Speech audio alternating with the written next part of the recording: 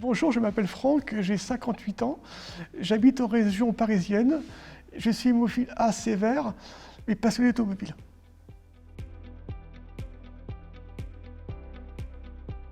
Ma mère, elle a le souvenir qu'en 1944, elle a eu un frère, et puis on ne sait pas pourquoi, il saignait beaucoup. Il est mort à l'hôpital suite d'un hématome du psoas.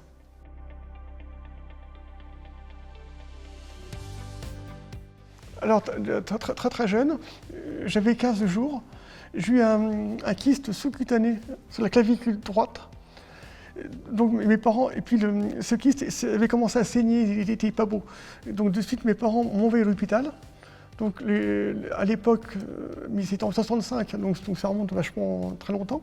Les médecins ont vu ça, ils ont pas réfléchi, ça saignait, donc ils ont ouvert pour enlever le kyste. Effectivement, ils ont enlevé le kyste, mais le problème, c'est après ça a beaucoup saigné. Ça n'arrêtait pas de saigner, et c'était abondant apparemment. Dans l'urgence, mon père a donné son sang, et j'ai eu 2 transfusions pour arrêter l'hémorragie.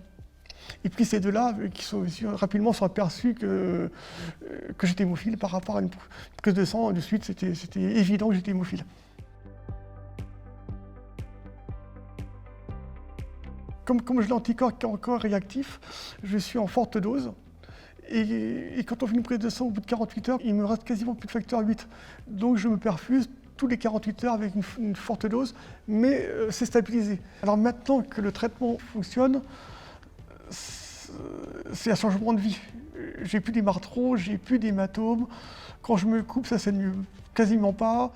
Grâce à la perfusion, j'arrive à faire normal, sauf limité quand même, parce que j'ai comme de l'arthrose au membre supérieur et inférieur.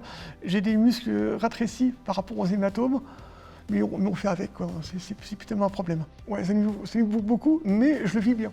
Je souffre plus, j'ai plus d'hémarthrose, plus d'hématomes. Ça change leur vie totale, quoi. C'est vraiment, entre guillemets, quelque part une deuxième naissance.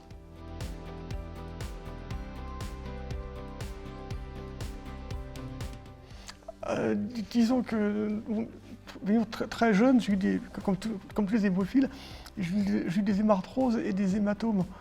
Donc j'en ai très souvent, donc j'étais à la limite plus souvent en attelle et en gouttière, plus qu'à pied à la limite. Comme c'est ma mère qui s'occupait de nous, elle a appris à conduire pour moi, pour qu'elle m'amène à l'hôpital, à l'école, n'importe où, elle s'occupait 100% de moi.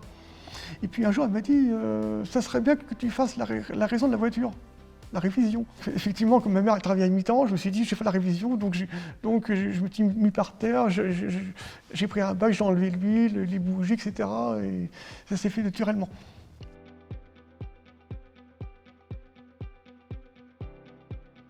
Je fais du bricolage. J'aime bien bricoler.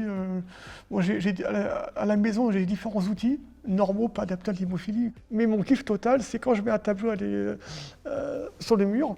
Alors je perce 2 trous. Je prends les cotes, évidemment, je prends les cotes. Et quand je pose le tableau sur le mur, je prends le niveau et je regarde. Et si le niveau est bon, c'est parfait. Et puis j'écoute aussi la grande musique aussi, j'aime bien.